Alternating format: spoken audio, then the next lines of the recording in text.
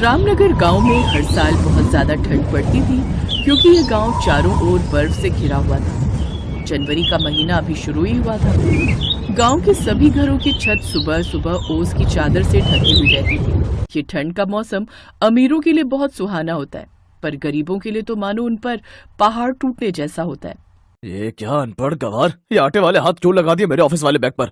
जी वो रसोई में बर्तन धो रही थी, आपने जल्दी में बुलाया तो पानी वाले हाथ लग गए इस फाइल पर। अरे तो गवार हाथ पहुंच लेती, इस गवार में भी जरा सी अक्ल नहीं है। राजीव गुस्से में ऑफिस चला गया। शिखा उदास होकर घर के कामकाज में लग गई, लेकिन अंदर ही अंदर उसको राजीव की वो बात खाए जा रही थी। लेकिन ये तो उसका रोज का था, वो हर रोज उसे ऐसे ही सुनाता। अब मेरे माँ बाप गरीब थे, वो मुझे पढ़ा नहीं पाए, इसमें मेरी क्या गलती। न जाने मेरे माँ बाप ने भी क्या सोचकर मेरी शादी इनसे करवा दी। इन्हीं सब परेशानियों में शिखा उलझी रहती। फिर एक रोज पता चला कि शिखा गर्भवती है। राजीव को लगा कि उसे बेटा होगा, लेकिन जब 9 महीने बीत गए तो शिखा ने बेटी को जन्म दिया, वो भी एक नहीं दो। उसे जुड़वा बेटियां हुई थी।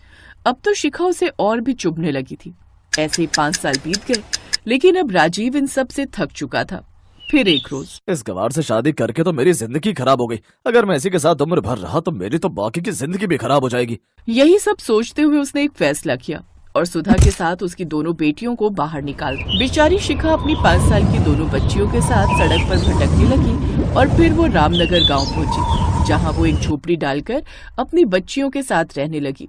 और उनके पालन पोषण के लिए उसने उस गांव में पड़ने वाली बर्फीली ठंड में सूप बनाकर बेचना शुरू कर दिया, जिसके लिए उसने अपना मंगलसूत्र गिरवी रख दिया।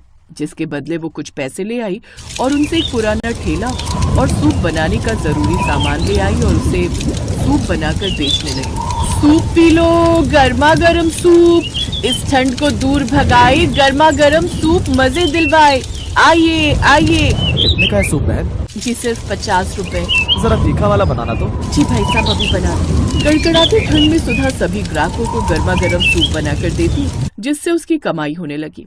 उसने अपनी दोनों बेटियों को पढ़ने के लिए स्कूल में डाल दिया, लेकिन अब ज्यादा ठंड पड़ने के कारण बच्चों के स्कूल की छुट्टियां पड़ गई। माँ सुबह सुबह काम पर चली जाती है और रात को घर आती है, हमें माँ के साथ वक्त बिताने को ही नहीं मिलता। तो कोई बात नहीं, हम दोनों माँ के पास चलते हैं उनके ठेले पर। कपकपाती ठंड में वो दोनों बहनें अपनी माँ के ठेले पर चली जाती हैं। अरे तुम दोनों यहाँ क्यों आ गई? कितनी बर्फीली हवाएं चल रही है यहाँ। माँ हमें आपके साथ रहना था, घर में आपकी बहुत याद आती है। लेकिन बच्चों यहाँ ठंड कितनी है, तुम्हें सर्दी लग गई तो? सर्दी तो हो ही रही है माँ, हमें भी गर्मा गर्म सूप पिलाओ ना। हाँ हाँ अभी देती हूँ, लेकिन तुम दोनों ये बोरी बिछाकर इस पर बैठ जाओ और ये लो मेरी शॉल ओढ़ लो। दोनों बच्चियां अपनी माँ के पास बोरी बिछाकर बैठ गई और वहीं पर पढ़ाई करने लगी। अनपढ़ होने के कारण ठुकराए जाने पर अब सुधा को पढ़ाई की अहमियत समझ आ गई थी और वो नहीं चाहती थी कि जो उसके साथ हुआ वही आगे चलकर उसकी बच्चियों के साथ। मैं तो अनपढ़ रह गई, लेकिन अपनी बेटियों को खूब पढ़ाऊंगी, भले ही उसके लिए मुझे इस कड़कड़ाती ठंड में भी काम क्यों न करना पड़े। एक रोज ऐसे ही बर्फबारी हो रही थी। आज तो ठंड के मारे जान ही निकली जा रही है, आज तो काम पर जाने का मन ही नहीं कर रहा। तभी पड़ोस की कमला काकी वहाँ आती है। अगर आज तबीयत ठीक नहीं है तो रहने दे सुधा। काकी तुम? अरे काकी, अगर काम पर नहीं जाऊंगी तो अपनी दोनों बच्चियों का पढ़ाई का खर्च कैसे उठाऊंगी?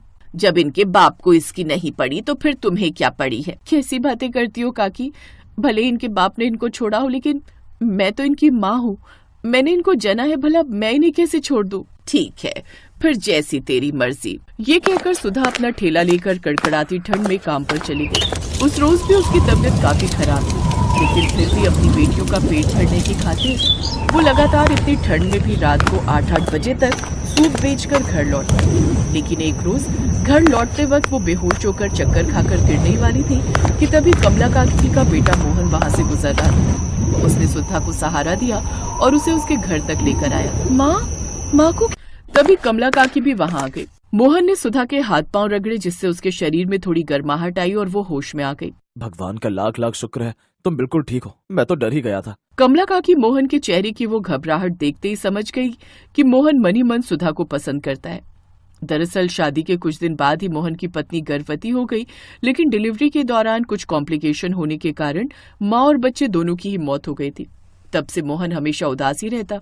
लेकिन सुधा की अच्छाई उसको भा गई और दिल ही दिल वो सुधा को पसंद करने लगा था। और ये बात कमला काकी भी अब समझ गई थी। देख सुधा, मैंने मोहन के चेहरे पर तेरे लिए वो फिक्र देखी है। वो तेरा सच्चा हमसफर बन सकता है। मेरे मोहन में कोई बुराई नहीं है। वो तो बस उसकी किस्मत ही खोटी निकली जो बच्चा और बीवी दोनों एक साथ इस दुनिया से चले गए। तुझे भी अब अपने आगे की जिंदगी के बारे में सोचना चाहिए। कब तक यूं अकेले सारी जिंदगी काटेगी और फिर इन बच्चियों को भी बाप का प्यार मिल जाएगा।